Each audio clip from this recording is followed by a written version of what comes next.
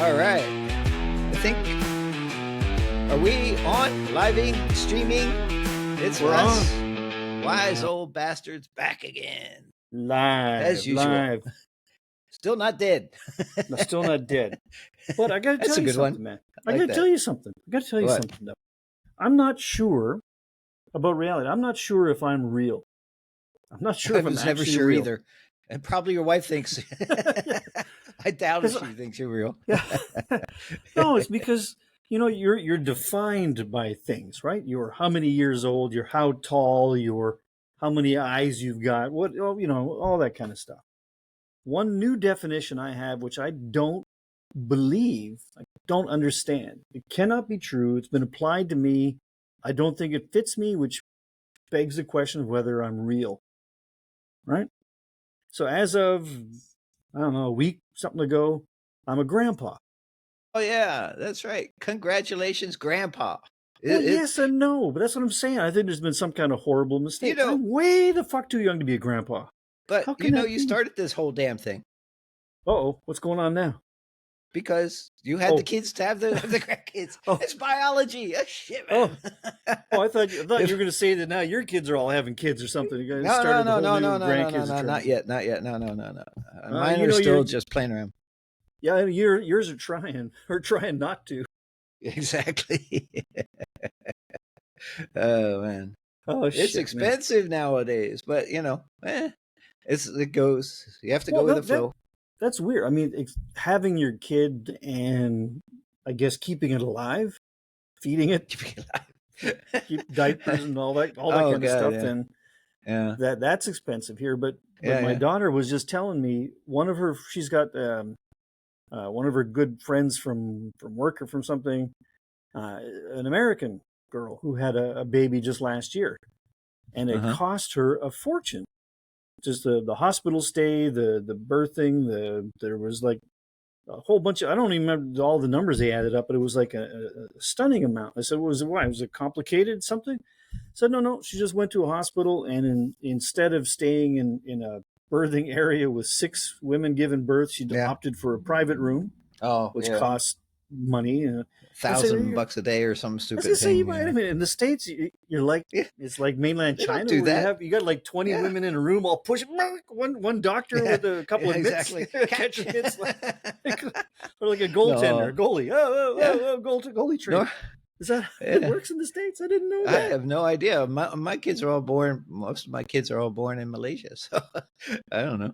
Don't really know. As far as I know, they're supposed to bring you in the last few minutes. Okay, once you hit that, what do you call it? That cycle where your contractions are every couple of seconds or something. Okay, ready, go. Get you in, push, gone, out. So you mean you're on a trolley in the hallway? Yeah, pretty much. Okay, next, push in. Next, it's like a factory assembly line. Exactly. Wow. I think so. I don't know. But I was so surprised. But anyway, never mind all that. It's just like, for me, it's like, wait a minute. I don't look in the mirror very often. In the morning, I'm not awake when I'm brushing my teeth and shit. So I never see myself, right? So I still, in my heart, I believe I'm like 24 years old. When I do this podcast, I can see me. And I realize that ain't right. That's why we call us wise old bastards. Bastards.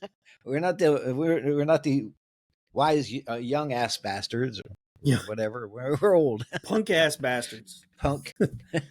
We used to be no punk ass. Yeah, it used to be. Yeah, but I mean, that's like, it's weird. Grandpa. It's like, how? Wow. In my mind, Grandpa is like you see in the coloring book, some old guy that makes Santa Claus look like a spring chicken. It's usually a bald guy with a little bit of white beard, shit like that. Like that. And he's just sitting around drinking beer all day. Exactly. He's in a rec shop. Wait a minute. I see what you did there. Hang on a second. Fuck. So, who's not sponsoring us this week? I'm going back into the Dino Sours. It's a sour from Phillips Brewing and Malting, which is on Vancouver Island, I believe. Dinosaur piss water or what? Well, having not had a whole lot of experience with dinosaur piss, I'm not that old. I'm old, but not that old, man. I don't know. I wasn't around with dinosaurs here, with dinosaur piss, but it's a sour. Yeah. Whoa, sour. It sounds like a beer. What the hell? What's so sour about dinosaur? Yeah. Just playing the name dinosaur. Yeah. Yeah. Dinosaur. So, how is it? Don't forget, they're not sponsoring us yet. It's sour. Okay. We may or may not want them to sponsor us. It's going to cost these guys a lot. Let's just say that. No, I'm sure as a sour, it's fine. I'm just not usually a sour guy. Well, but it's got ogres and blood. The ingredients are ogres and blood. I don't know if you can see that. I don't know. Ogres can't really read it. Wow. Something like that. Content. Yeah. It's got barley and wheat, but in French it's orge is barley and bleu is wheat. So ogres and blood. It's got lots of blood, I'll tell you that. Full of blood. Well, but actually, for a very small sponsorship fee, we can delete this video or reshoot this video. Well, I'll show you what. Here's what you could actually have for a very small fee. There you go. It's very, very wheat forward. Kind of like a. Smells like a. Hefeweizen. What's the one I always drink with the big octagonal glasses in KL? It's a very Hoegaarden, but much more vibrant. It's got like some mango-y kind of thing going on in there. Yeah. It's more like. I don't think so. Oh, mama. That is so good. I can't believe, how did they do that? So all they did was. Wow. So it's got nectarines. It made ogres of blood. Very amazing. Depends on what you pay anywhere in the scale for ogres. So, man, that's good. It's up to you. It's up to you, Phillips Malting and Brewing. Give us a call. Yeah. You're laughing now, Phillips Brewing, but when now we got 8 people watching, but when we have 107, we got 8 now? Holy shit! Ooh. Wow. Yeah, wow. So now I think I just checked. We got one more subscriber, I think. Wow. The world is starting to wake up to our deep Anybody talents. Actually watching this shit, watching us? We're Wise Old Bastards. We got a store. We review beer. We're Beer Hunters International. Click this, like, subscribe, stuff like that. And subscribe, and then give us comments on whatever we're doing, like, good, bad, ugly. Someone actually recently reminded me that we're doing this, we're having a good time doing it, but if we want to really get serious about it, we've got to go down the road. We don't usually like to do the things the way everyone else does it. We're not everyone else. Titles for clickbait for titles, right? So we do a little bit, but we're not saying like, lizard aliens ate my neighbor's brain and I stole his beer. Again? Like trying to get again. Damn it. It's like that's the third time. It's like, I thought that happened just a couple weeks ago. Yeah, he's getting pretty stupid by now, man. He's just like, what's left going on? But someone said instead of just saying, well, we're going to talk about whatever we're going to talk about today, instead of saying we don't normally know what we're talking about. Well, there's that, but I mean. Once we talked, we can go back and watch it and say, "Oh, that's what we said." Okay. Yeah, exactly. So, like if we wanted, like, for example, when we look back, the biggest viewership we ever had was on probably the least fun episode we ever had. It was something we were talking about immigration in West Texas about a year ago. We just it was part of our longer conversation, and we were just talking about. Yeah. You can go click on it, dig down below, and see it. And, 60,000 views or something. So go see what we were talking about. That's big for us. Yeah, right. But, instead of just saying like immigration, so we should have to do the clickbait title would be something like the professor, a professor and a CEO reveal the secrets of immigration coyotes or something, right? So the professor and the CEO say something about shit. So you're like, what? They must know what they're talking about, right? We actually do. We do, but no one's going to know. We do know what we're talking about. Yeah, and it is a professor and a CEO, but we don't market and present ourselves like that. Nobody knows and nobody clicks in. But so in the spirit of not giving a shit, and we don't care if anybody watches it, no clickbait. We're not trying to do this just to get views. Let's talk about immigration. Let's talk about ICE. ICE. Let's talk about ICE. ICE. But like we were saying earlier, instead of anyone who has watched us by accident a few times, we don't like to get into. We talk about politics. We touch on it because politics touches. Well, we can make it funny, but I mean, politics touches everything in life. So of course we have it comes into the conversation. But we don't want to have like an hour-long discussion about politics in any form. So if we're going to talk a bit about ICE, immigration and ICE, so we've decided we're going to throw ourselves a live challenge on air. We haven't prepared for this. So we'll talk about ICE, immigration and ICE, but only if we can come up with 10 different things to talk about ICE. So for example, we know the low-hanging fruit is ice in your whiskey. That's right. Right? So we know ice in your whiskey. Oh, wait, hang on. We've got to talk about it, though. So here's the question. Here's the controversy. The controversy. Controversy is, in Scotland, in Scotland, if you put ice in your whiskey, it's not silly. That's true. Right? That's true. It's cultural no-no over there. No way. You have to drink it just neat and nice and just sip on that. And I still remember when I was in Scotland and I was sitting in a pub and I just looked up at the bar and there's like 50 bottles of whiskey, Scotch whiskey. And I had no idea. It was like about three rows of them. Each one had like 15 bottles, 20 bottles. I was like, holy shit. And then the bartender goes, where are you from? You're Yankee. Yeah. It's like, which one's good? They're all great. Like, okay, let's start this side and work our way across. And then he'd tell me each story about this one's so peaty and this one's so smoky and this one's that. And it was amazing how different each one was. And I didn't use ice. Right. And I got drunk fast. Well, there you go. Well, also, I mean, now for you see, like, everyone tries to be a connoisseur of everything, right? You fancy this, fancy that. So even with ice, so you can have ice cubes, you can have shaved ice, or what the whiskey ball. The big ice ball, right? Yeah. I know. I actually ball of ice. I only twice. Someone once got me a stone, an actual round stone that you put in the freezer, and it cools it. And it works like an ice cube and it's reusable. Blah blah blah blah blah. Uh-huh. But I tried that, and I tried the ice ball. For me, too dangerous. Way too dangerous. It's like. It fucking rolls down, and I got this big old Pollock nose that's halfway down that glass, and it gets smacked by the ball, and bang, bang, bang, bang. It's like, I can just imagine chipping a tooth or something. I think that's not the way to go. So, there, we got one ice successfully done. Yeah. Ice is also... I got another one. Okay, yeah. In Laos, we take ice with beer. That's unusual. Yeah. Well, it's a bit warm country. The bottles are often not very cold.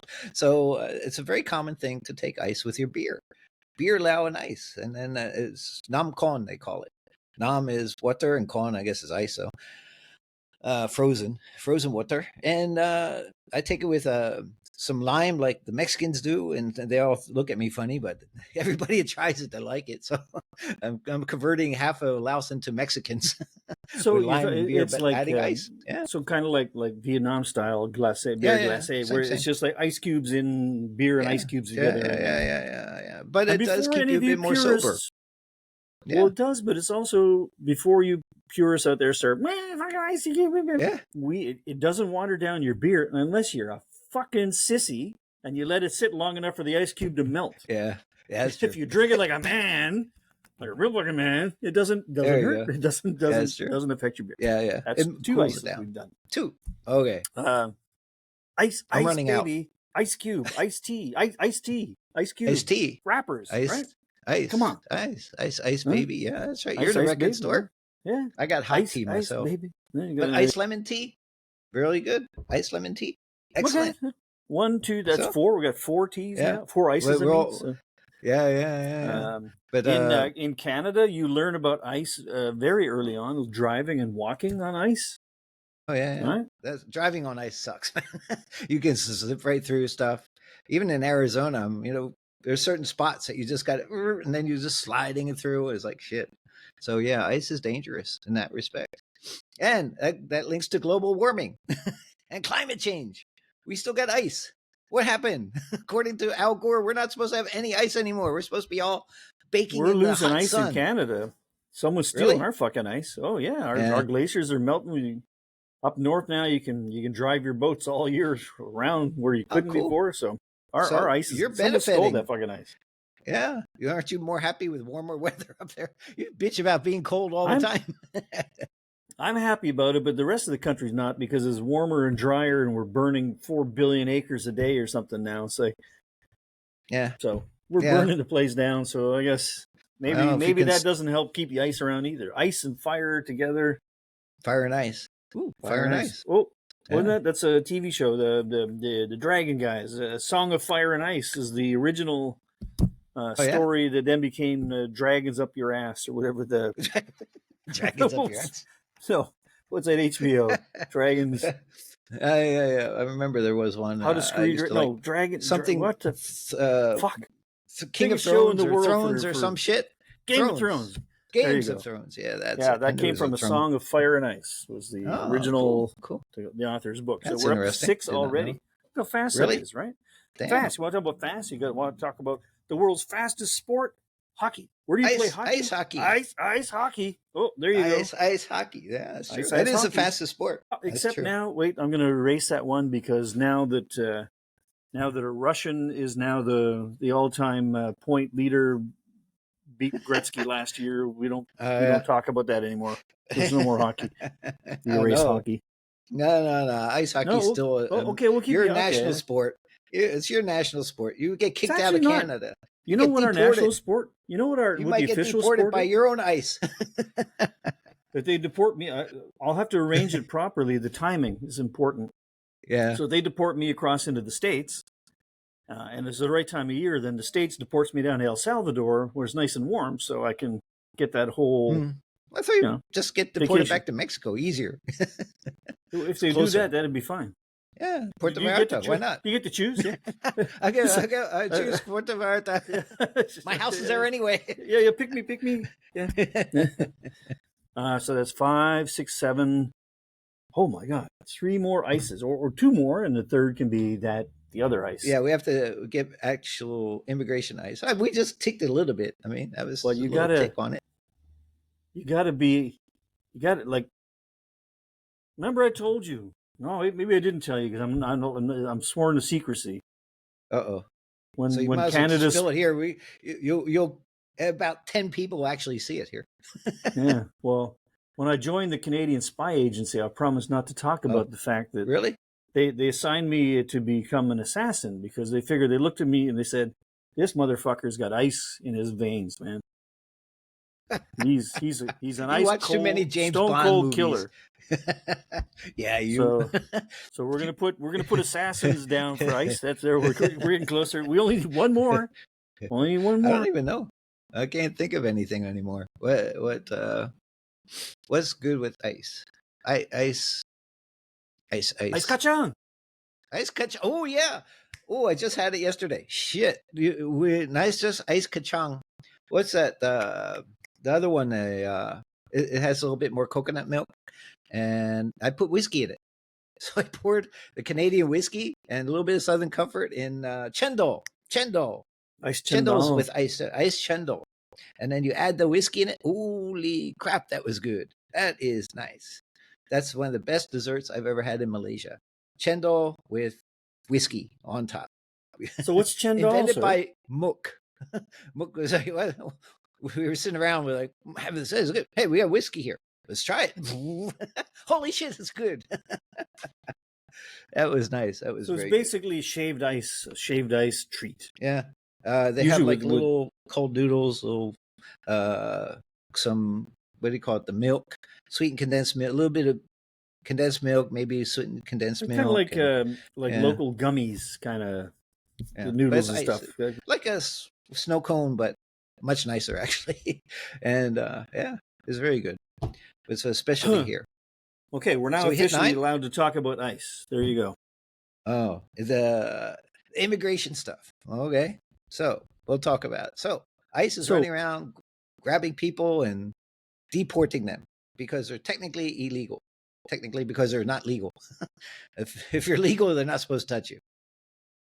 Yeah, I mean, leave that aside for the moment because some people are getting caught up who are legal. That's a good question. When you rush it to that extreme, mistakes will happen. I wish they would own up to the mistakes a little better than they do instead of saying, no, nothing wrong. That fucker, that Norwegian guy, he's really from fucking Ecuador. You can tell.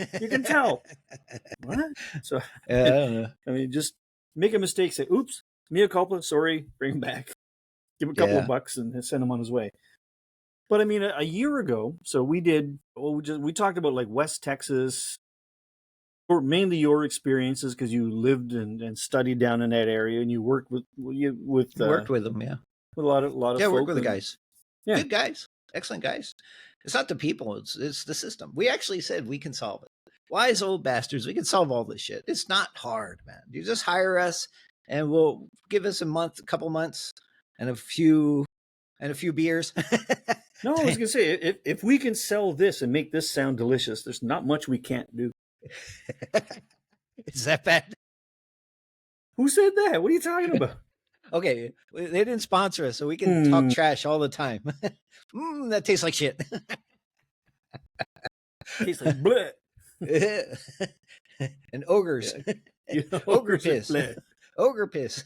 Actually, dinosaur ogre piss. We should make a beer. We should just do that. We'll make any of the wheat beer. Yeah, you can make a nice one. They've all got barley and wheat in it, so you just call it Ogres and Blood. Ogres and Blue. We got some Ogres and Blue today. Give me a 6-pack of Ogre and Blood. Well, everything's politics. But anyway, in with this last couple of months, with the deportations and all of the drama around it, and sending in National Guard and the Marines and military and stuff. How have your views on immigration changed since a year ago? No. The issue is, I mean, if I'm in Malaysia right now, if I'm illegal here, I'll be in jail. Simple as that. If I go to Laos and I enter in illegally, I'm going to be in jail and kicked out. All right. If I go to Thailand illegally, I'm going to get kicked out. So what's the difference? I mean, I feel that every immigration has to be legal. Sorry. It's just the way it is in the world, anywhere you go in the world. So what makes USA or Canada any different? It's the same shit. So, I mean, when I go to Canada, I get stamped in and all that stuff. I don't sneak across the border, but, if you lived on the border, you'd probably go back and forth like nothing, because that's just culture. That's just imaginary, 49th parallel up there, where the beer you found. So, I mean, if you're in illegally, then technically you should be deported. Fine, deported, whatever, like anything else. However, fix the damn immigration system. Make it easy. Make it so people can be legal. My friends in West Texas, they'd be much happier if they came across legally.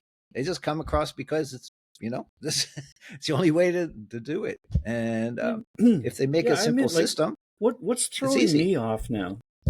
Okay, never mind the drama and the cruelty involved. Yeah. Just okay. Again, leave that aside. That's the mechanics of how it's happening. I don't know why it's happening that way. But when recently there was a ridiculously large amount of money allocated to increase the size and scope of ICE, right? It was 58 billion or something, like a really big number to increase the force by 10,000 people. They're giving signing bonuses. They're giving like bounties to the people who are working in bounty ICE. Hunters. Yeah, they are. Sounds like it. So when they do it that way, it's like, it makes me wonder, well, why, if you're willing and apparently able to allocate that amount of money, right? Because they found the money somewhere, somehow to do this. why was it not possible to take that money to say, okay, there's a backlog of 40 years of immigration. That's why people are trying to jump fences and shit, because it's almost impossible to get into the States legally. I mean, my business years ago, my brother was down in Las Vegas, and I tell you, you try and do it legally, it is fucking hard. Every country in the world is fucking hard, which is why everybody's incentivized to do it kind of wiggle, right? Correct. So, but if you can spend that much money, why wouldn't you spend $58 billion on hiring 10,000 people to process applications and get, I mean, most of the people that are getting kicked out are not like welfare cases eating money from the States. They're like, they're grabbing people at their job. They're grabbing that. Yeah, I mean, at your job, that means you got a job, right? Right. So that's just kind of, that's what's throwing me off, is I don't quite get why the political will was not there. In Canada, we're the same. We don't have the political will to spend the money to have another 10,000 people processing applications. We're a year and a half backlog. It's not as bad as the States, but we don't have as many people trying to come in, or applying to come in. But we don't have the political will to say, oh, we're going to spend that money to bring these folk in. So we did kind of like the States. We did a bit of an experiment where we kind of opened up, brought in a lot of people too fast.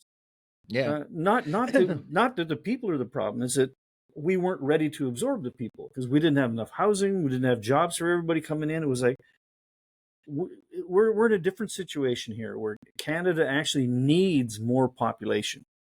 We should really have 4, 5, 6 times the number of people we do to be able to fully exploit what we've got here. But we just don't have enough people. But we had a very good example of doing it wrong. Our heart was in the right place, but our brains were not. So it's like, of course, everybody come on in. Now you're in like Singapore. Singapore is a smart one. They do it. Yeah, you want to come in? Okay, what do you want to invest in? What's your skills? Blah blah blah blah. Yeah, come on in, and then look at how Singapore raised up, and that's all because of immigration. Singapore is a rich country in the tiny little city state that has a lot of migrant workers and all that, and a lot of immigration, but they have a controlled system, and their GDP and everything just kept rising per capita income. They're much higher. They're like 3 times higher than Malaysia. We had for years in Canada an immigration system that was the envy of much of the world, because we had kind of like a points system. It's like, okay, you're a doctor. Okay, we need more doctors. Come in. You need what are your qualifications? What are you able to do for the country? Mm-hmm. Plus, we had a big percentage, not number wise, but percentage wise, one of the world's largest for asylum. Right, we brought in 25,000 Syrians when the whole problem happened a couple of years ago, which doesn't sound like a shit ton of people, but for the size of our population and the size of our immigration, that was like a lot. So we reserve a lot. Let's have a pot where people are in trouble. Okay, we bring you in. You're going to contribute to the country in skills or whatever, bring you in. And then the family and members, so you're here, bring them in. So it was a pretty decent system. But then we just decided that, well, we actually need just bulk more people, which is true and it is correct. But it just kind of got thrown in with, okay, we should have said, if we're going to do this in 10 years, we're going to open the floodgates and bring in 1 million people a year. So for the next 10 years, we're going to build a couple 100,000 extra houses a year so that we have somewhere for everybody to be. So we kind of that costs money. So that's what I'm saying. So we don't have the political will to do it that way. But instead, so just like in the States now, like instead of saying, okay, we're willing to spend $58 billion to hire a bunch of guys, give them guns and tell them to go chase everybody brown and kick them out of the country. Mm-hmm. Well, if you had that money, why are people not voting to say, let's fix the system? Use that money to what's the problem? Why is it not working? Use the money to make it work. If they just pay us, we'll make a deal. We'll make a deal. They can just pay us half that money. Yeah. Right? Just pay us. Yeah, no, even a quarter of that money.50%. And Trump said he wanted to save 75%. I'll give him a 75% discount. You just pay us how many? 50 billion. Just we'll round it down, 52 billion, and we'll only take 25% of that, and we can solve the problem for him. We'll set up the system, no problem. Give us about 1 year, 6 months maybe, and we'll set up a whole system of immigration to make it easy. We'll make it, we'll IT the system, make sure it's all IT'd. No problem. We can do it. We can do it. Just tell Trump, just contact wise old bastards. We do it. Yeah. Actually, my job over here is partly that. I'm not ICE, but what we do is we verify legality systems. That's what we do. We set up legality systems in Malaysia and Sarawak and Laos and all this place. And we check shit like that. We check, are your workers legal? So, because we have to check the company. Are the company hiring legal workers? The problem in America, they're hiring illegal workers. Why? Because it's cheaper, it's easier, they don't have to deal with it. So they pay cash maybe. So, and in some situations, you see people, they interview like the guys who run in farms and saying, it's not just cheaper. There are jobs that they're pretty decent paying jobs. Some of the orchard kind of jobs paying like the equivalent of $25 an hour. Yeah. And you can't get anybody to work in it. I mean, I don't want to work it, so I'm not complaining about that. I mean, I don't want to do that either, man. But no, it's true. That's all true. That's where the system has to change to be able to bring in the labor you need for those jobs that won't be filled by locals. If you can fill them by locals, fine. If you need additional, that's what we can do. We can solve this problem, and we're cheap. Well, for a fee. There was one other thing I'd like to mention. They recorded that Obama deported 4 million people, and you don't hear anything. Trump's going, what? We got a few 100,000, and it's like everything's yelling. Well, maybe it's the way they did, or it's secrecy, or I don't know. It's the way. It's the political drama of it, like to show up with 6 cars and people with guns when. If you're chasing the criminals, then you should send the police to get them. Just tell the police, go get them. You know who they are. Just fucking do it now, right? The guys who are not criminals, you don't have to show up with trucks and guns. You just have to. You can just kick them out. It's like volunteer. Yeah, but again, there should be a better system of even. I mean, just more. Just go to any of these guys who are not the criminals, right? If your only crime is the getting in illegally, that's a crime. But just again, leave that aside. But if you didn't do some other kind of crime and thing, go to that guy and say, "Hey, Johnny, Jose, whatever." Okay. Yeah. Tell you what, Rodrigo, Juani. Okay, Juani, baby. Juanita. So here's a piece of paper. Who are you? Did you get detail? Okay. Now you, boom, go back to wherever it is your hometown, right? But we got this on paper now because you did this now, and we're putting you in the queue to do this legally so you can come back. Exactly. So if you volunteer that way in good faith, we will in good faith put you in the system and try to get you back in 2 years, whatever the backlog is. Like just something. It's got to be a better way.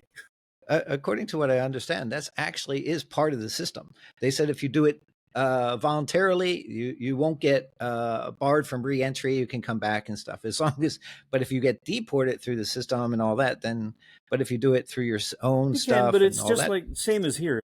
If you come in illegally, you overstay your visa and you stay here. Yeah. We say, when you leave, you can come back in and say, okay, but because our system is overloaded, overburdened too, it's like, okay, yeah, you're not banned from trying again, but you're at the end of that 11-year-long queue. Because we don't have a very easy, clear way for you to get in. Exactly. Most people are not incentivized to.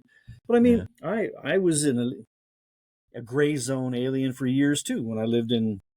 I'm not going to even say which countries where I was at the time when I was doing this, but I used to be there on my tourist visa and have to leave the country, go because you're allowed X number of months at a time. You go for a day or two, come back. I mean, I followed the loopholes. I wasn't breaking the law. I was just you're still legal. Really, I was, exploiting your loopholes. Business visa. Yeah, but I like not the to story talk you about did. The time I had that suitcase full of. Never mind. What about that story you were helping to run the factory and all the doctors and all the other medical guys were coming into the factory just to do factory work? Remember that? Yeah. So that was very common. It was more so from Bangladesh than Indonesia. Indonesia is a much larger supply of labor to Malaysia nowadays, but in the earlier days of the guest worker program, I think it's the affinity that because Malaysia is a Muslim country, Bangladesh is a Muslim country. Well, so is Indonesia, but yeah. Oh. But so that's why it wasn't like from China or from Uruguay or whatever, right? Mm-hmm. So I mean, the guys coming in did not speak the local Malaysian language, but because the job opportunities. Think about this: so you're sitting in the States, I'm sitting here in Canada, and we're saying that, okay, how many times have you seen like a taxi driver? And when you have a conversation, you find out the guy's got a fucking PhD in something. He's like a doctor. He's like, whatever the hell, right? Well, it's similar. Just think about it. So guys in Bangladesh, doctors, lawyers, would go to Malaysia, which we're talking like 20, 25 years ago was less developed than it is now. It's still a developing country. If you're in Kuala Lumpur, you would think you were in. There's no city in Canada as nice as KL. Yeah. Don't take my passport away. True. Take my passport away. Deport me to Malaysia. But wait till like November or something, because it's nice here right now. It's summertime right now. It's nice. Yeah. But I mean, so these guys, they went to school. I can't speak to what level of qualifications to be, what kind of law school or medical school they went to in Bangladesh. Yeah, I'm sure. But it's still fundamental. But low-end bonehead doctor has still got a lot of schooling compared to somebody with no school, right? Right, exactly. Right. And they were willing and happily willing to come across to another developing country, just slightly more developed, to work in factories, in furniture factories. Yeah. So I mean, it's so the only thing that I don't know now in Malaysia, but I'm assuming it's probably still the same, is the guest worker program was purely, you come in, you got your contract, you're 1 year, 2 years, through however long it is. About 2 years, yeah. You go back, you can reapply. I don't know how quickly you can come back in again. Yeah. But there was no pathway to citizenship. But that's not what people were seeking. Right? If you're in Bangladesh, you weren't looking to come live in Malaysia. Right. You wanted to come make your money, send the money, go back home, have your money, have a better life at home. Right. I think maybe that's maybe one reason that Bangladesh was one of the first ones, because as a Bangladeshi, you would stand out a little bit more than someone from Indonesia, because Indonesia right next door. You can't tell somebody's from Malaysia. Indonesia is like exactly the same. The guy's right next door.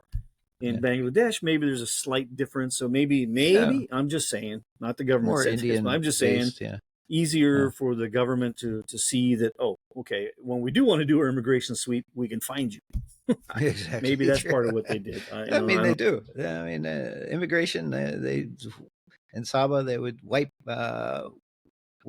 go through and pick up a lot of illegal Filipinos, and deport them, truckloads and truckloads.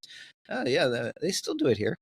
Immigration here has big old trucks, and you'll see them full of migrant workers, overstayed visas or something, and they'll be gone. But I wonder if maybe the issue is different there, because again, different flavors for everything, right? So like we said, most of the people were coming across, do their contract, take their money, go back home. If they didn't make enough money, they go visit family for a while, come back, do it again.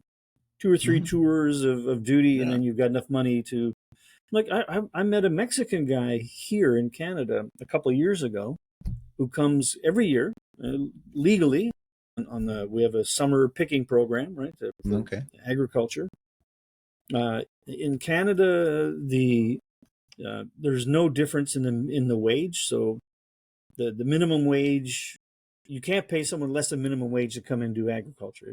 We don't have enough people willing to do the job, so you pay them and give them accommodations, housing, accommodation, maybe some food. Room and board, stuff like that. And then they go back. And so if you've done it properly and you haven't broken any rules, you can come back again next year. You get like higher and higher on the list, so you're pretty much guaranteed your choice of where you want to come to work the next time, right? So I met one guy who did that for like 6 or 7 years, and he was saying, "Man, like it's hard work, but this was a couple of years ago, so he was making like $15 an hour."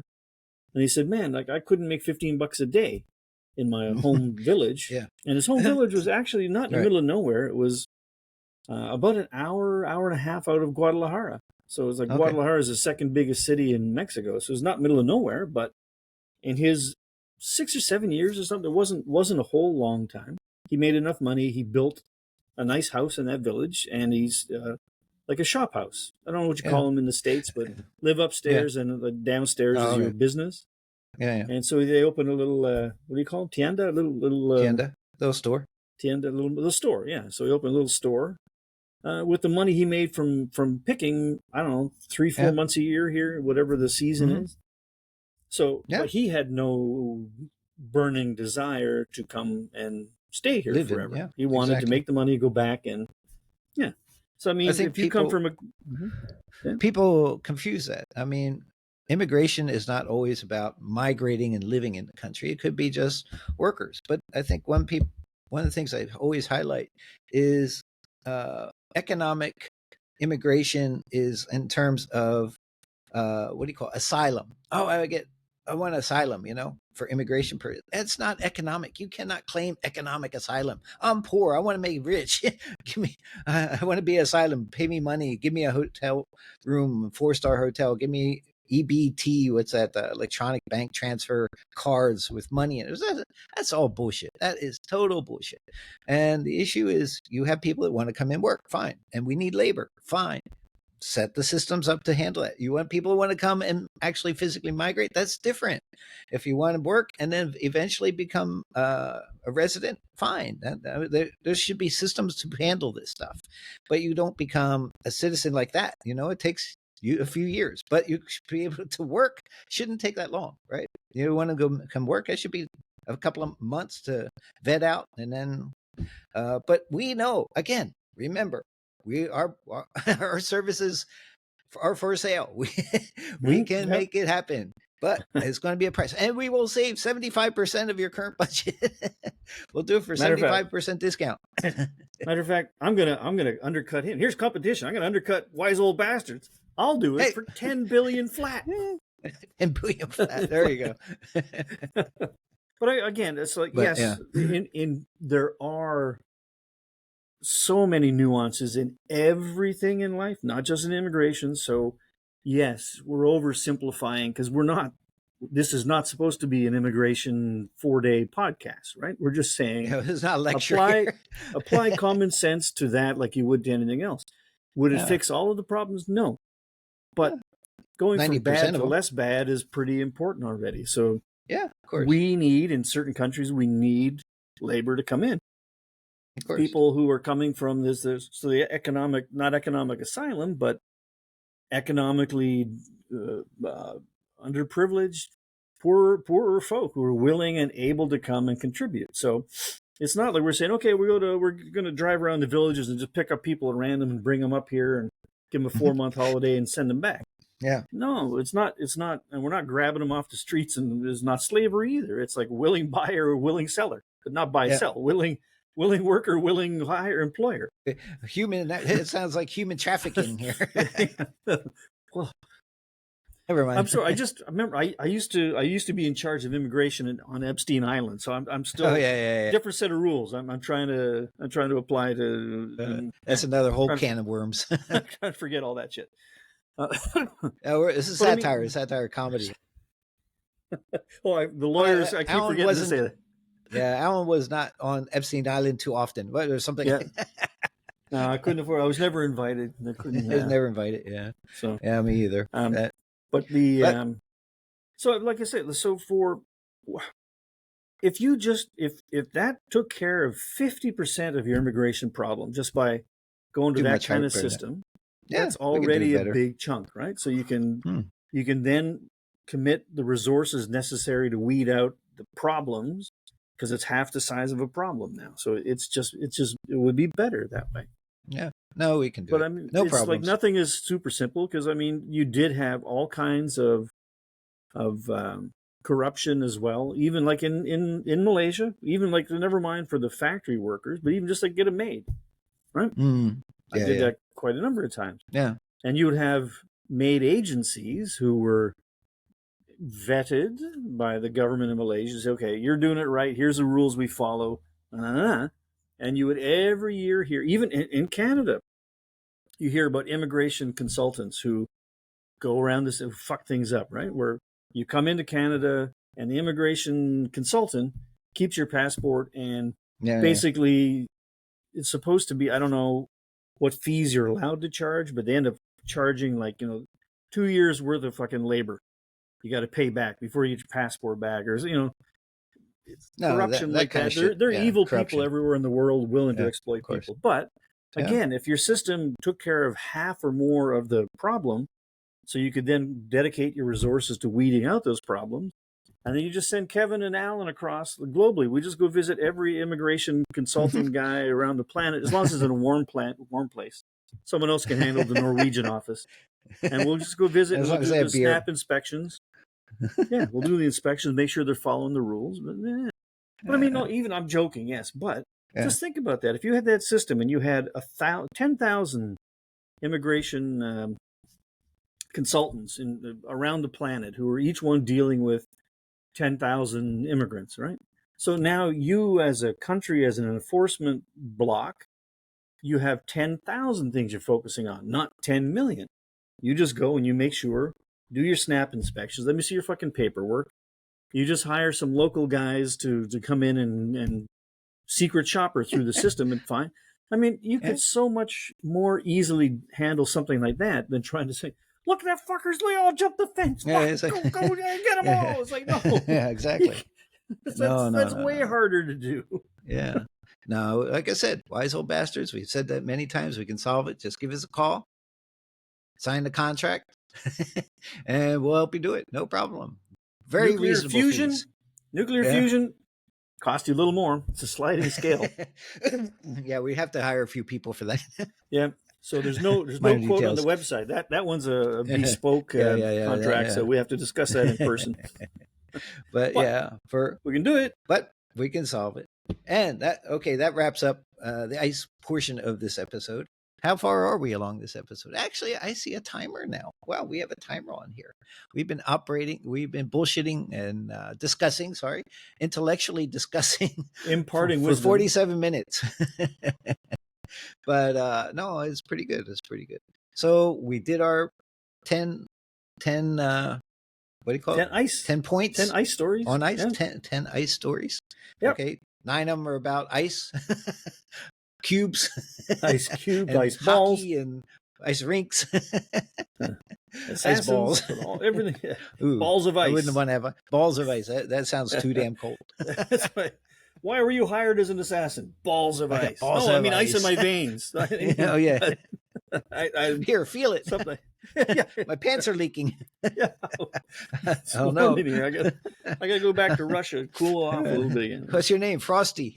Frosty. So anyway, Grandpa over here, I'm sure he needs to get back to the family and stuff and finish that dinosaur piss. Dinosaur piss. That's pretty bad. Huh? Normally you would have gone through that beer already. This is maybe, how do you know it's not my 15th while we've been talking? Oh, I had a few. I've just been opening them really quietly. Oh man. I've been I had a lot last night. Went to Uncle Don's. See, plugging Mr. Uncle Don's. It's a good little restaurant here with good ice cold mugs and very inexpensive. I think they're about 11 ringgit per mug, which divided by 4 is about less than about $2, something like that. That's in Bangsar. Bangsar. Regular Bangsar. Down by the used to be a pharmacy there. Right around that pharmacy. Down by McDonald's, the same strip. Yeah. So where the Belgian restaurant was for a little while. So one of the open air, the Rodi Chennai places, is it open air? Yeah. Or is it a bar? Yeah. There's one there. No. It's still there. Still there. But I mean, Uncle Don is just an open air place, or it's a bar? No. It's in a shop lot. It's in the middle. It's kind of where the German place, close to where the German place was. Uncle Don's. Quite good. Uncle Don's. Good food. Yeah, very good. Greatest pork burger. Excellent pork burger. $4 pork burger with that big. There's a Malaysian restaurant that's 400 feet something from my new house. Yeah. And unfortunately, it's actually pretty good. It's actually pretty good. Pretty authentic. So I mean, I even here brought my this kids. Is Uncle Don's. Yep. I recognize Uncle Don's with the nice cold beer. Ice cold beer.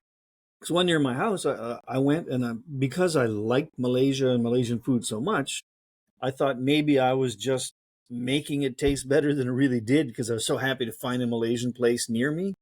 But my kids have been there, and I've had a bunch of people go through, and it's actually, nope, it's good.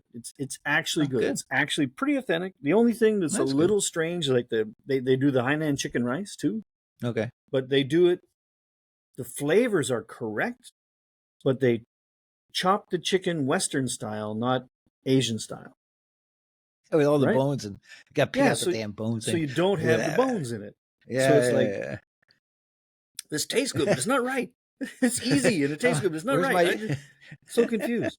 Right? But here we go. Like, so chicken rice is it's, if you haven't had it, have it. It's a great, snack. It's just fucking delicious. But it's so they do it. So the chicken price is not bad by local standards. Like a half a chicken, 27 Canadian dollars.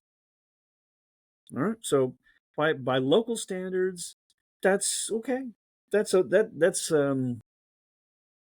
little bit more expensive than to get the same amount of like KFC chicken. So it's a little bit more expensive, but it's not like twice as much. But it's more than twice as good. But that's the chicken, and the flavors are correct. It's beautiful. Yeah. But it's like chicken rice. Okay, I want the rice. Yeah. Chicken rice is usually the rice is made with the chicken drippings and it's super flavorful rice. It's not just plain white rice. So here they have, you can get the ginger garlic rice to go along with it. Okay. I'll get that. So I'll give you a little, a rice bowl, the size of a Chinese rice bowl. Yeah. Yeah, give me one of those. Oh, that's good. Give me another one. I got 3 of them. Bill comes. Each fucking bowl's $3.50. It's fucking $10 worth of fucking rice for 3 little bowls. So what the hell? Oh man, that's terrible. It's so delicious. I almost ordered another one anyway. It's like fuck. That's what it's dangerous. It's so good. It's like but isn't it? And they have Tiger beer. They have Tiger beer. Wow. That's also dangerous for me. Yeah, because restaurant beer is a little more expensive than non-restaurant. Yeah, I mean chicken rice here. I think you get a typical chicken rice plate for a single person is about 10, 12 ringgit. So again, about $3 US, something like that. So $2.50. Yeah, I have a Malaysian guy who comes regular in the store here, and he came back. He'd been back to Malaysia, and he came back. Fuck! It's like I'm so mad. So what are you so mad about, man? It's like, roti canai. Roti canai is like the fried bread kind of thing. Yeah. I said, roti canai, so expensive now. I said, well, I haven't been back for like 2 years now or something, right? But it was like, it went from a 1 ringgit. It was like 1 ringgit 80, 1 ringgit 90 or something when I was there last. He said, no, now it's 3 ringgit 10 cent. Is that correct? For roti canai? No, it's not that much. Still, it's like $2. It's about right? 2 ringgit. Yeah, about 2 ringgit, something like that. Yeah, I don't know where he was having 80 cents, But so but he was so mad. He was so mad. Maybe he went in the mall or some shit. You gotta sit under the tree, in the real kampong, and then it's like still $1.50 as he's going along. He said, "It's so fucking expensive, man. It's like $3.20. It's like more than a Canadian dollar, or almost a Canadian dollar for a roti canai."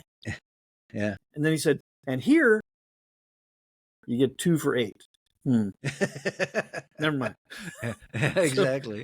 So it's like $4 a piece here, and it's not This place does pretty good, but the sauce, the dal, and everything not the same. Yeah, not the same. I don't know if it's like westernized Chinese food or something, but it's weird. Everything else on the menu is really authentic tasting. Really, I mean, it's like you get laksa.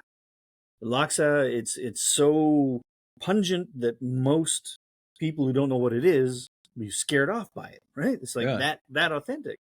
Wow. And yet they can't make the sauce for the roti canai better. Funny. Their satay I think it's good, but we had 8 of us went there. We shared one because it was like, I don't know, $12 for one stick or some fucking thing. So we had a little sliver on it. Oh wow. Oh, that's so good. Oh no. Yeah, we can make that. I can make that easily. That's not that hard to make. Oh, I made goat sticks the other day, man. Goat sticks. Ooh. Barbecue. Put on barbecue. The cumin. Oh, yeah. Yeah, cumin. Basically, it's a cumin, coriander stuff. Yeah. I mean, that's the fundamentals of. That's for me. So I've said this before. That's like my opium. Yeah, those are danger for me. I can't stop. You have a grill.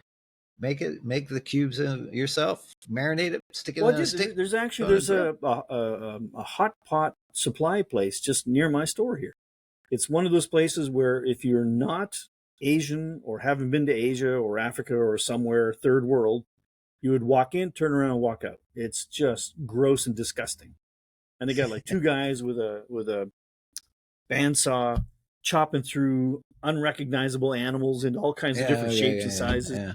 It's the kind of place where you walk in and it has like today's special is duck esophagus, 30% off. It's kind of that kind of place. Very authentic. Duck bills. Oh shit! Duck bills are expensive. Can't afford that. I hate. That's not good.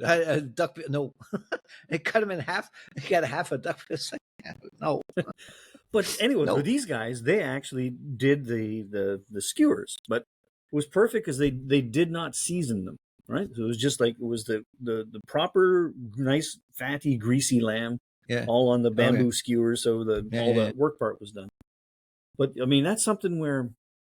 So I'm in there. I'm looking at they've got like 40 different spice packs you can buy, right? All from China, and half of them are from Western China. So the really authentic stuff. But when you look at the ingredients, it's like, no wonder this shit tastes so good. There's so many fucking chemicals in there. Really? So many chemicals that you could pour that on gravel and it would be delicious. So I ended up making my own because it's just didn't want as many chemicals on it. And it tasted great, but I have to admit, not quite as good as a full-on chemistry set. Come on, man. MSG is the magical shit, right? MSG. Monosodium glutamate. Good old, what do they call that? There's another term for it. I forget. Weijin. Yeah, that's good shit, man. Maybe not great for you, but gets your heart going, and it's no worse than salt, really. I don't think there's ever been a real study done to say that it's any worse than salt, but actually it's got a bad rap. But it's still it's got bad. Yeah, all that, but it's like trisodium dioxinate. You're like, it's like, what do you need that for? I mean, why? Anyway, sorry, I digress. Some bugs.